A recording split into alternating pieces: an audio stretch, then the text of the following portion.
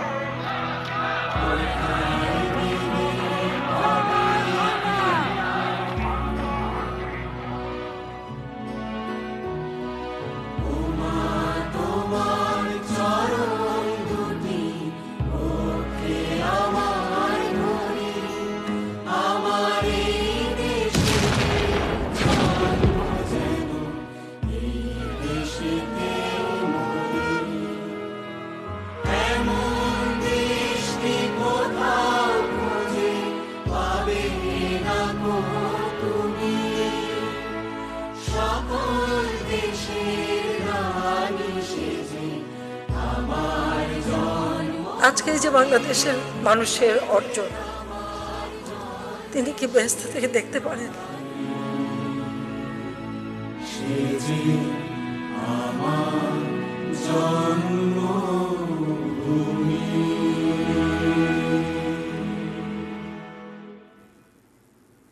মোস্তফা জব্বার, কি বলে শুরু করবেন?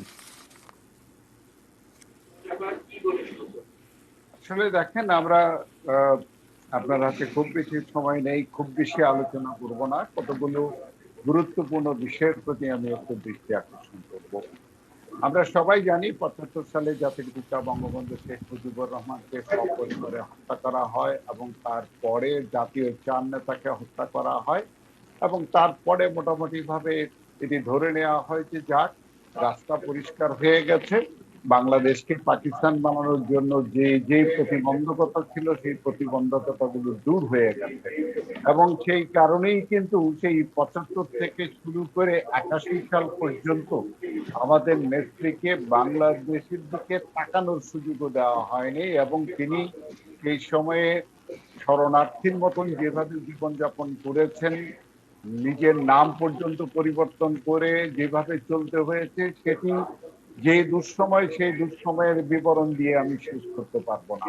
কিন্তু আমি এই বিষয়টি বলতে চাইবো যে ৮১ সালে তিনি যখন ফিরে আসেন, তখন আমার নিজের কাছে মনে হয়েছে যে এক বিস্ময়কর ঘটনা।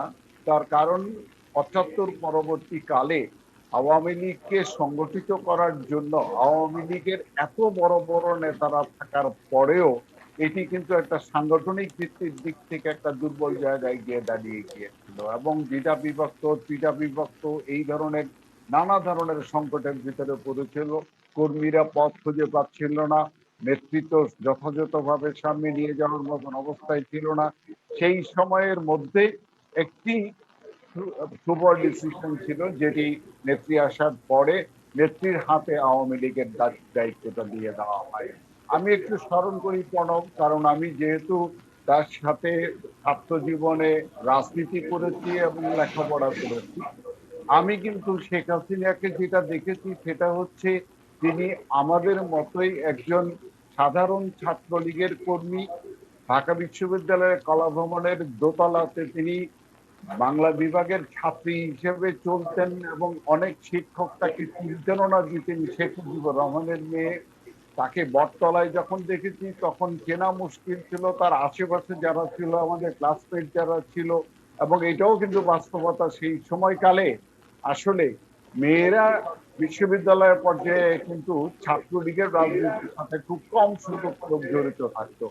তো সেই সময়কালে তিনি রাজপথে মিছিল করা এবং একজন সাধারণ ছাত্রলীগের কর্মী, তারপরে ঘর সংসার করা শুরু করে দেন, এবং তারপরে জীবনটা আট করে জীবনের মতনই কাটান। আমার স্পষ্ট মনে আছে তিনি যখন বিশ্ববিদ্যালয়ে আসতেন তখন 10 টাকার টাঙ্গাইলের তাঁতের শাড়ি পরে আমাদের রোকেয়া, শিরি, সানু এবং হেলেন এদের সাথে ঘুরে বেড়াতেন, এবং এটি আমার জন্য চিন্তা করার বাইরে ছিল যে ইনি এই এত বড় একটা রাজনৈতিক নয় দল, সেই রাজনৈতিক দল যার নেতৃত্ব দেবেন, এবং যিনি তার পিতা মাতা ভাই বোন আত্মীয় স্বজন সবাইকে হারিয়ে এসছেন, সেই মানুষটি কতটা শক্ত হয়ে দাঁড়িয়ে আমাদেরকে সামনে নিয়ে যাবেন। তো এইটুকু বলার পরে আমি লাভ দিয়ে এইটুকুতে আসবো একেবারে 96 সালে। এই যে 81 থেকে 96, এই 15 বছর সময়কাল তিনি একটি সংগঠনকে বলতে গেলে একেবারে ধ্বংসস্তূপ থেকে তুলে আনা, যেটাকে বলে, ঠিক সেই অবস্থা। বঙ্গবন্ধু যেমন বাংলাদেশটাকে যুদ্ধের পরবর্তী ধ্বংসস্তূপ থেকে তুলে নিয়েছিলেন, সাংগঠনিকভাবে আমাদের প্রধানমন্ত্রীকে কিন্তু সেই একই ভূমিকায় আওয়ামী লীগকে নিয়ে আসতে হয়েছে। এবং সেখান থেকে এসে 96 সালে যখন তিনি দায়িত্ব গ্রহণ করেন, সেই দায়িত্ব গ্রহণ করা থেকে আজকে পর্যন্ত যে সময়টা আছে, এই সময়ের বাংলাদেশের সামগ্রিক উন্নতি এবং অন্যান্য বিষয়, এগুলো নিয়ে অনেক আলোচনা হবে। পণ্ডিতরা অনেক তথ্য দিতে পারবেন, অনেক পরিসংখ্যান দিতে পারবেন। আমি একটি জায়গায় শুধুমাত্র এই কথাটি বলতে চাই যে এই মানুষটি, যেই মানুষটি বাংলা ভাষা ও সাহিত্যের ছাত্রী, যে মানুষটি বিজ্ঞান পড়েননি, যে মানুষটি কম্পিউটার বিজ্ঞান পড়েননি, সেই মানুষটি বাংলাদেশটাকে এমন একটা জায়গার দিকে নিয়ে গেলেন যে জায়গাটা এখন পৃথিবীর কাছে বিস্ময়কর একটা বিষয় হিসেবে দাঁড়িয়ে গেছে। আপনি ভেবে দেখেন যে তিনি 96 সালে যখন ক্ষমতায় আসেন তখন সবচেয়ে বেশি যে জায়গাটায় গুরুত্ব দিয়েছিলেন সেটার নাম কিন্তু তথ্য প্রযুক্তি। তিনি আজকে বাংলাদেশের প্রায় 10.5 কোটি মানুষ মোবাইল ফোন ব্যবহার, ইন্টারনেট ব্যবহার করে। মোবাইল ফোনের কানেকশনের সংখ্যা প্রায় 16 কোটির উপরে। এই যে জায়গাটা, সেটার উপরে তিনি দৃষ্টি দিয়েছিলেন। তিনি দৃষ্টি দিয়েছিলেন যে বাংলাদেশকে আসলে যদি সামনে নিয়ে যেতে হয় তাহলে হাতে হাতে কম্পিউটার পৌঁছাতে হবে। তিনি শুল্ক, ভ্যাট পত্র কম্পিউটারের যুগের সূচনা করে দিয়েছিলেন। এবং আজকে আমরা যে ইন্টারনেটের যুগে এখন জীবন যাপন করছি, শ্বাস প্রশ্বাসের মতন করছি, এটার সূচনাও কিন্তু ভিস্যাটকে স্থায়ীভাবে জাস্ট ব্যবহার করার অনুমতি দিয়ে তার দাম কমিয়ে এই সচল একটা ইন্টারনেটের যুগে প্রবেশ করেছিলেন। আপনি এইটাই কি ভাবেন যে সচরাচর যেটি হয় সেটি হচ্ছে যে এই ধরনের নেতৃত্ব আসেন এবং দেশের অতি সাধারণ বিষয়গুলো সম্পর্কে নজর দেন, এবং সেই সাধারণ স্যার বিষয়গুলো স্যার আমি আসবো আপনার কাছে। আমাদের সঙ্গে লিয়াকত আলী লাকী স্যার আছেন, তার কাছে একটু যাব। জনাব লিয়াকত আলী লাকী, একটা বিষয় আমার কাছে মনে হয়, যেমন আমরা যে ভিডিও চিত্রটি দেখালাম, আপনি হয়তো খেয়াল করবেন যে, বা আজকে সকাল থেকে অনেক ধরনের আয়োজন আমাদের মধ্যে ছিল। আমরা আমাদের প্রতিবেদকরা দেখিয়েছেন যে অন্তত এই 81 পর থেকে 21 বার তাকে হত্যার চেষ্টা করা হয়েছে, এবং এই পর্যন্ত আমরা অনেক সংখ্যা অর্থাৎ 231টিরও বেশি আন্তর্জাতিক অ্যাওয়ার্ড তার ইয়ের মধ্যে, কিন্তু সবসময় তিনি বলেছেন সমস্ত অর্জন বাংলাদেশের সাধারণ মানুষের। এবং আমরা যে ভিডিও চিত্রটি দেখালাম সেখানে তিনি বলছেন নিশ্চয়ই বেহেশত থেকে বঙ্গবন্ধু এসব দেখতে পাচ্ছেন। আমরা মানে এই কথা তিনি বলছিলেন। আবার আপনি বহু দুঃসময়ে নেপথ্য থেকে অসাধ্য সাধনের মতো বেশ কিছু কাজ করেছেন। সবকিছু মিলে যখন শেখ হাসিনা এই নামটি আপনার সামনে আসে আপনার কেমন লাগে, অনুভূতিটি কি? আপনার অডিও বাটনটি মিউট করে আমাদেরকে একটু যদি জানান। লিয়াকত আলী লাকী।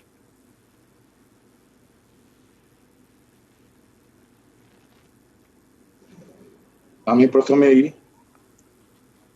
মাননীয় প্রধানমন্ত্রী, উন্নয়নের কবি, মানবতার মা, দেশরত্ন শেখ হাসিনার ৭৪তম জন্মদিনে তাকে আন্তরিকভাবে অভিনন্দন, শুভেচ্ছা জ্ঞাপন করছি এবং ধন্যবাদ জানাচ্ছি মাননীয় প্রধানমন্ত্রীর এই যে স্বপ্ন সংগ্রাম, সেই স্বপ্ন সংগ্রামে কত আত্মাহুতি দিয়েছেন যেসব মানুষেরা, যেসব সৃজনশীল মানুষেরা, ব্যক্তিত্বরা তার এই আন্দোলনে সহযোগিতা করে আজকে একটা স্বপ্নের পথে আমরা যে যতটা অগ্রসর হয়েছি, সেই তাদের আমি ধন্যবাদ জানাবো।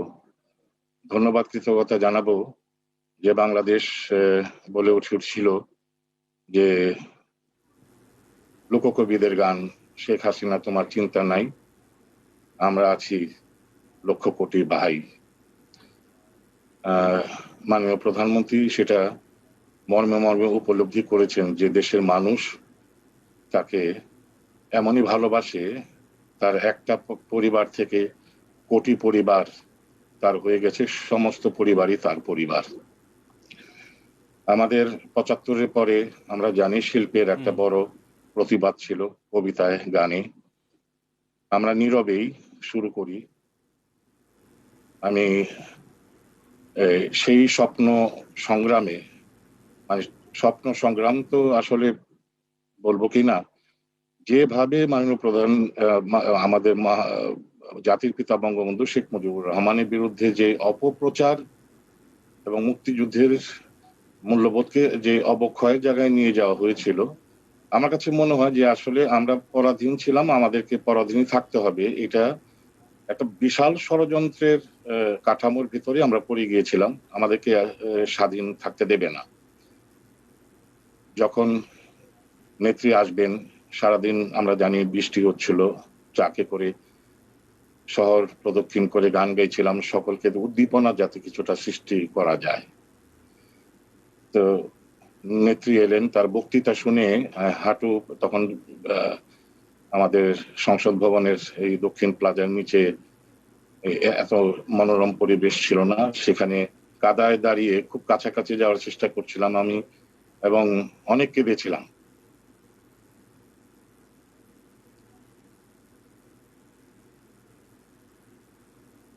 তখন মনে হয়েছিল যে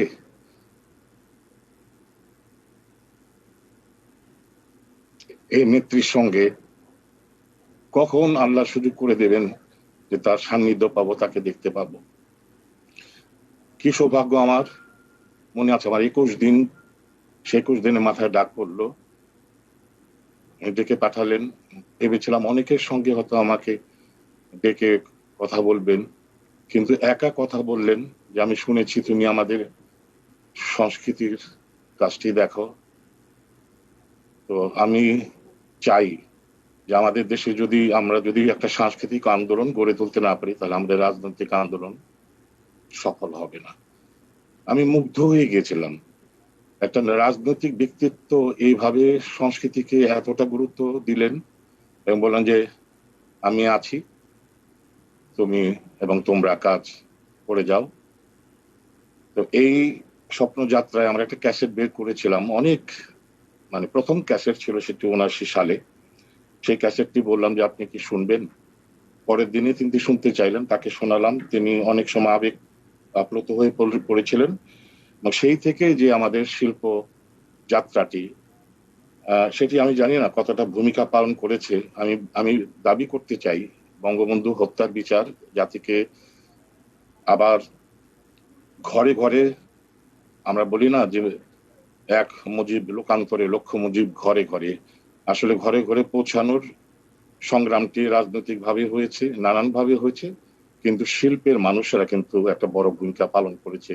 এটা নিশ্চয়ই আমরা উপলব্ধিতে নিতে পারি। আমি দেখেছি এই এত বড় একটা মানুষ, তিনি টিকিট কেটে মহিলা সমিতিতে নাটক দেখছেন, তিনি ঘাসের উপরে বসে পহেলা বৈশাখের অনুষ্ঠান দেখছেন, তিনি স্বৈরাচার বিরোধী আন্দোলনে আমরা গান গেয়েছি শহীদ মিনারের রাস্তায়, হঠাৎ করে দেখছি যে শুনছি যে শেখ হাসিনা আসছেন, আপা আসছেন। মনে করলাম যে উনি দাঁড়াবেন, হয়তো দাঁড়াতে পারেন, নাও দাঁড়াতে পারেন, উনি তো নামলেনই, নেমে যে শুধু আমাদের অনুষ্ঠান দেখলেন তা না, সঙ্গে সঙ্গে গানের মাঝখানে তিনি ঢুকে আমাদের গানের সঙ্গে তিনি কণ্ঠ মেলাতে শুরু করলেন। তিনি একজন অসাধারণ শিল্প সমালোচক। আমি এত বড় শিল্প সমালোচক খুব কম দেখেছি, আমরা অন্তত দেখেছি। উনি যতটা নাটক দেখেছেন, গান শুনেছেন, আমাদের অনুষ্ঠান দেখেছেন, অসাধারণ তিনি সমালোচনা করতে পারেন। আমরা বাংলাদেশে যে সাংস্কৃতিক সংগঠনগুলো যে এখন অনুদান পায়, সেটা কিন্তু 96 পর থেকে, এবং যারা মঞ্চ নাটক করতো তাদের কোনোদিন 21 পদক দেওয়া হতো না এর আগে। তিনি সেটি চালু করেছেন। অভিনয় নিয়ন্ত্রণ আইন শতাব্দী প্রাচীন কালাকানুন, সেটি তিনি বাতিল করে দিয়েছেন, যেটা নাকি ভারতেও কিন্তু এখনো পর্যন্ত বাতিল করেননি। তিনি একসময় বলতেন যে সিডনি অপেরা হাউসের মতো একটা অপেরা হাউস আমি করব, তো তিনি সেটি ভুলেননি। এই অপেরা হাউসটি করার জন্য তিনি নির্দেশনা দিয়েছেন, আমাদের উপস্থাপনা দেখেছেন, প্রেজেন্টেশন দেখে খুবই খুশি হয়েছেন। এটি হয়তো প্রায় 7,000 থেকে 8,000 কোটি টাকা খরচ হবে হাতের গেলে। সেই বঙ্গবন্ধু অপেরা হাউসটি নির্মাণ হলে পরে আমি মনে করি একটা আইকনিক ভবন হবে, সারা বিশ্ব যেমন সিডনি অপেরা হাউস দিয়ে অস্ট্রেলিয়াকে চেনে, এরকম একটা ভবন কিন্তু আমাদের হবে। আমি শেষের দিকে যে কথাটি বলতে চাই, এই যে 21 বার তার উপর যে হামলা হলো, কি অকত ভয়, তার মধ্যে কোনো ভীতি আমি কখনোই দেখিনি। আমরা শিল্পের আলোয়, মুক্তিযুদ্ধ শিল্পের আলোয়, স্যার আমি শিল্পের আসবো আলোয়, এই যে ভাষা এই শিল্পের আলোয়, মুক্তিযুদ্ধ, এগুলো নিয়ে একটু কথা বলবো। মোস্তফা জাফর স্যারের কাছে যেতে চাই। মোস্তফা জাফর স্যার, লিয়াকত আলী লাকী স্যার কিন্তু বললেন যে একেবারে কালচারালি কি, এবং আপনার বিষয়ে আমরা দেখেছি যে নানাভাবে যে ধরনের সমালোচনা শুনে মাননীয় প্রধানমন্ত্রীকে কাজ করতে হচ্ছে, অর্থাৎ পরপর 3 বারের প্রধানমন্ত্রী, এবং প্রত্যেকটি সেক্টরকে তিনি যেভাবে এগিয়ে নিয়েছে, আপনি যেমনটা বললেন যে অনেক জ্ঞানী ব্যক্তিরা যারা খোঁজখবর রাখেন, পণ্ডিতরা, তারা হয়তো সংখ্যা টংখ্যা দিয়ে বলবে, কিন্তু আমার কথা হচ্ছে যে জাতির পিতা বাংলাদেশকে আনলেন, এবং প্রধানমন্ত্রী শেখ হাসিনা এই মুহূর্তে তিনি এক অনন্য উচ্চতায় নিলেন। আমরা বঙ্গবন্ধু স্যাটেলাইটের কথা নানাভাবে বলছি, আজকে যে আমরা সম্প্রচার করছি, কটা মানুষ আমরা জানি যে বঙ্গবন্ধু স্যাটেলাইটেই কিন্তু আমরা সম্প্রচার করছি, বঙ্গবন্ধু স্যাটেলাইটের দ্বিতীয় কার্যক্রমটি চলছে, সেটিও কিন্তু মানুষের কাছে পৌঁছানো দরকার। এবং আজকে সামাজিক যোগাযোগ মাধ্যম, যদিও এটি আপনার সাবজেক্ট, যে অসংখ্য পেজ থেকে মাননীয় প্রধানমন্ত্রীকে প্রশংসা, ফুল, তার ভালোবাসা, তার প্রিয় ছবি, নানান বিষয়গুলি থাকে। এই বিষয়টা মানে রুট পর্যন্ত পৌঁছে গেল, এই ডিজিটাল বিপ্লবের কথাই কিন্তু বলবো। সব কিছু মিলে সবার ঊর্ধ্বে দেশ, সবার ঊর্ধ্বে দেশপ্রেম। মাননীয় মন্ত্রী, কি বলবেন?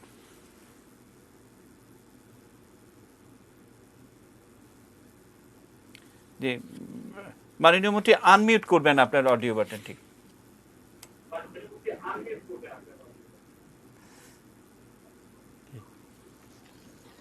ধন্যবাদ প্রণব।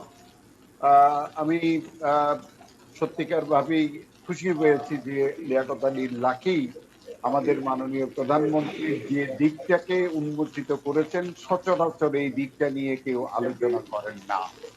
আমি শুধুমাত্র এই দুটোর সাথে একটা যোগসূত্র তৈরি করতে চাই। আমরা মাননীয় প্রধানমন্ত্রীর শিক্ষা জীবনটা যেন ভুলে না যাই। তিনি সাহিত্য সংস্কৃতি দিয়ে তার নিজের জীবনের প্রাথমিক প্রাতিষ্ঠানিক শিক্ষার ভিত্তিটা তৈরি করেছিলেন, এবং তার চেয়ে সংস্কৃতি সচেতন মানুষ আমরা আমাদের সহপাঠীদের মধ্যে খুব কম দেখতে পেয়েছি। ফলে সেই যে ধারণা, সেই যে বাঙালির সংস্কৃতির প্রতি এবং তার সাথে বাঙালির এই ঐতিহ্যগত যে লড়াই, তাকে একত্রিত করে নিয়ে আসছেন। এবং সেই কারণেই কিন্তু আমাদের জন্য যে বিষয়টি সবচেয়ে গুরুত্বপূর্ণ, সেই বিষয়টি হচ্ছে যে তিনি এসে একটি বিধ্বস্ত বাংলাদেশকে পাকিস্তান বানানো অথবা পায়ের পাতা উল্টা দিকে ঘুরিয়ে দেওয়ার, সংস্কৃতিকে একটি পাকিস্তানিকরণের দিকে নিয়ে যাওয়ার অথবা বাঙালি সংস্কৃতিকে মুছে ফেলার এরকম একটা প্রক্রিয়ার ভিতরে গেছেন। সেইখান থেকে কিন্তু তিনি দেশটাকে এমন একটা জায়গায় নিয়ে যাওয়ার জন্য প্রস্তুতি নিলেন এবং 96 থেকে 2001 এই সময়কালে যে ফাউন্ডেশনটা তৈরি করেন পুরো দেশের সমগ্র দিক থেকে। আমি যদি বলি আমার এরিয়াতে বেশি বলবো, তার কারণ হচ্ছে যে আমি আজকে যখন এই করোনা কালে ডিজিটাল বাংলাদেশের সুস্পষ্ট নিদর্শনগুলো চারপাশে প্রতি মুহূর্তে দেখি, প্রত্যেকের জীবনের মধ্যে যখন দেখি, তখন মাঝে মধ্যে মুগ্ধ হয়ে একদম শ্রদ্ধাবনত হতে হয় যে কেমন করে তিনি পৃথিবীর অন্য বড় সব রাজনীতিবিদ অথবা রাষ্ট্রনায়ক তাদের আগে নিজে ভাবলেন যে লাঙ্গল জোয়ালের দেশটাকে সবার আগে ডিজিটাল করতে হবে। এবং আজকের বাংলাদেশ কিন্তু আমার একটা অবস্থায় প্রণব, যে অবস্থার ভিতর দিয়ে পৃথিবীর সকল দেশের সাথে সমকক্ষতার সাথে ডিজিটাইজেশনের এই বিপ্লবটা সম্পন্ন করতে সক্ষম হয়েছে। এবং এই জায়গাটা পর্যন্ত যে নিয়ে আসা, আবার একই সাথে যেটি মুগ্ধ হয়ে দেখার মতন অন্য কোনো দিকে কিন্তু উনি ছাড়েন না। যেমনিও সিডনি অপেরার কথা বলেছেন, তেমনি করে আমাদের জাতীয় প্রবৃত্তি থেকে শুরু করে যত পদ্মা সেতু প্রতিষ্ঠান কিংবা রূপপুর পারমাণবিক কেন্দ্র থেকে শুরু করে বড় বড় যেসব স্বপ্নগুলো তিনি বাস্তবায়ন করছেন, এই সামগ্রিকভাবে যদি দেখা হয় তাহলে আমার কাছে মনে হয় যে এই মহিষী নারীর সমকক্ষ মানুষ খুঁজে পাওয়াটা বাহ খুবই বাহ কঠিন। স্যার, এবং এই স্যার আমি আসবো এই কথাটার সূত্র ধরে যে সমকক্ষ মানুষের কথা বলছেন, সেটি একটি দিক। আবার আপনি যেমনটা বলছিলেন যে লিয়াকত আলী লাকী স্যার যেমনটা বলছিল যে সাংস্কৃতিক দিকটির নতুনভাবে যেন আমাদের সামনে আসছে এই কথাগুলো, এবং আমরা যারা কিছুটা একটু খোঁজখবর করার চেষ্টা করি তারা হয়তো নানাভাবে দেখি। আমার কাছে যেটি মনে হয় যে আজকে সব বিখ্যাত বিখ্যাত মানুষের জন্মদিন, আজকে ঈশ্বরচন্দ্র বিদ্যাসাগরের জন্মদিন, আজকে উপমহাদেশের প্রখ্যাত সঙ্গীত শিল্পী লতা মঙ্গেশকরের জন্মদিন। মোস্তফা জব্বার, আপনার নিশ্চয়ই মনে আছে যে 1972 সালে বঙ্গবন্ধুর বাড়িতে এসেছিলেন লতা মঙ্গেশকর, এবং আমি মুগ্ধ হই যে প্রধানমন্ত্রী, তার মা, তার বাবা, তাদের যে মানে টেস্ট, মানে ইনহেরিটেড টেস্ট যেগুলো, বেগম মুজিব তাকে গান গাইতে বললেন, লতা মঙ্গেশকর সেটা গাইলেন। আজকের প্রেক্ষাপটে যদি দাঁড়িয়ে শুনি তাহলে মনে হয় যে কি অসাধারণ সাংস্কৃতিক একটি পরিবার। আমরা সেই গানটির কিছুটা অংশ শুনে লিয়াকত আলী লাকী আপনার কাছে যাব।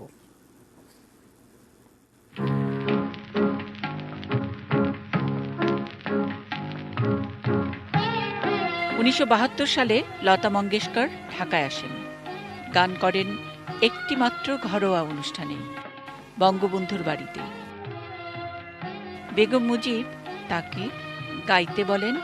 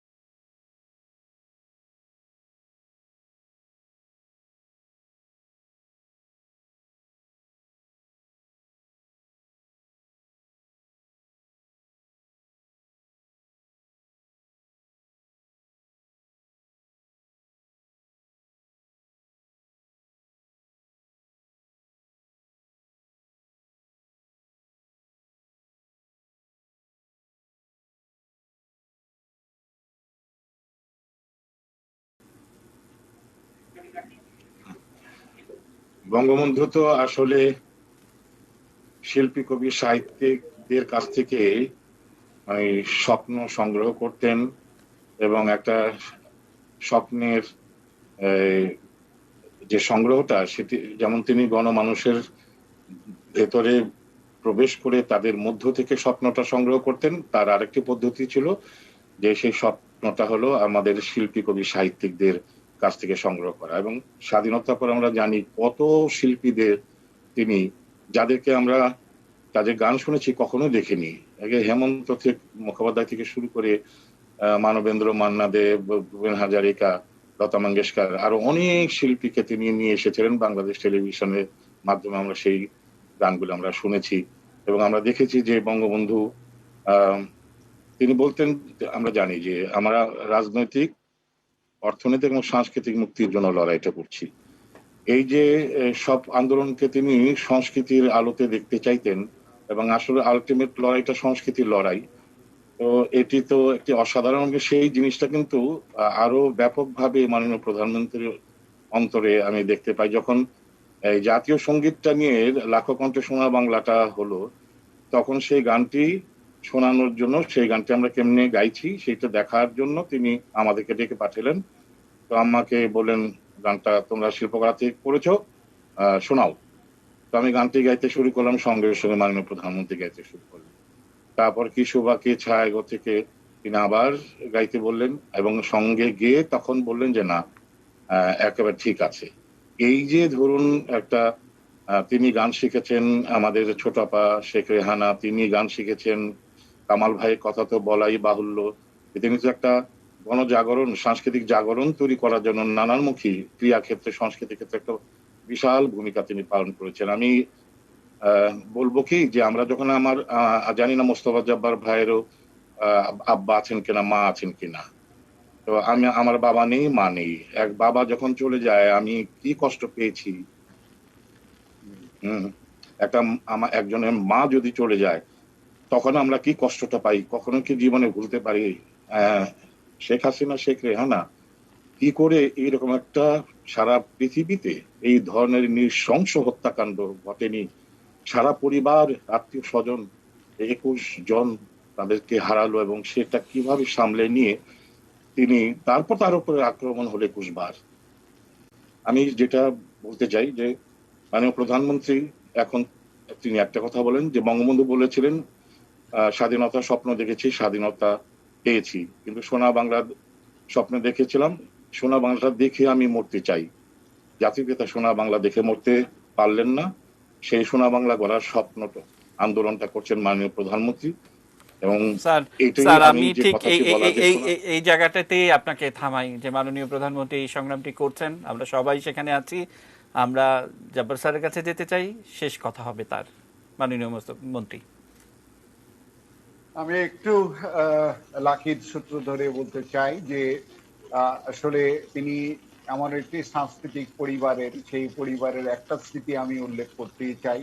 শেখ কামাল যখন ঢাকা বিশ্ববিদ্যালয়ে, আমরা 1971 সালে আমি নিজে একটা গণনাট্য লিখলাম, এক নদী রক্ত, এবং শেখ কামাল তাতে অভিনয় করলেন। অর্থাৎ এই পুরো পরিবারটার একটি সাংস্কৃতিক উত্তরাধিকার নিয়েই কিন্তু এসছেন। একই সাথে যেই জায়গাটায় তিনি এখন যে অবস্থান করছেন, তিনি কিন্তু বঙ্গবন্ধু যে সোনার বাংলার কথা বলেছিলেন, সেই সোনার বাংলা বাস্তবায়নের জন্য যেই পদক্ষেপগুলো দরকার সেই পদক্ষেপগুলো কিন্তু তিনি গ্রহণ করছেন। এটি একেবারে বঙ্গবন্ধু শোষিত মানুষের এই মুক্তির কথা বলছিলেন, দারিদ্র্যহীনতার কথা বলেছিলেন, তিনি বৈষম্য দূর করার কথা বলছিলেন। এই যে সমৃদ্ধ বাংলাদেশ, সেটি সোনার বাংলা। এবং আমরা এইটাকে বলি, আমরা যখন ডিজিটাল বাংলাদেশের কথা বলি তখন কিন্তু বঙ্গবন্ধু সোনার বাংলার কথাই বলি। আমাদের এখনো সবচেয়ে বড় ভরসা হচ্ছে যে আমাদের একজন শেখ হাসিনা আছেন এবং একজন শেখ হাসিনা বঙ্গবন্ধুর কন্যা, তিনি আমাদের সোনার বাংলা তৈরি করবেন। অসংখ্য ধন্যবাদ স্যার। এই আত্মবিশ্বাস এবং এই আশাবাদ নিয়ে আমাদের আয়োজন আজকে শেষ করতে চাই। আপনাদের দুজনকে, আমার এই দুই প্রিয় শিক্ষককে আবারও শুভেচ্ছা, অভিনন্দন জানিয়ে আজকের আয়োজন এখানে শেষ করতে চাই। এই সবসময় খবরের আপডেট পেতে চোখ রাখুন প্রিয় ATN নিউজের পর্দায়।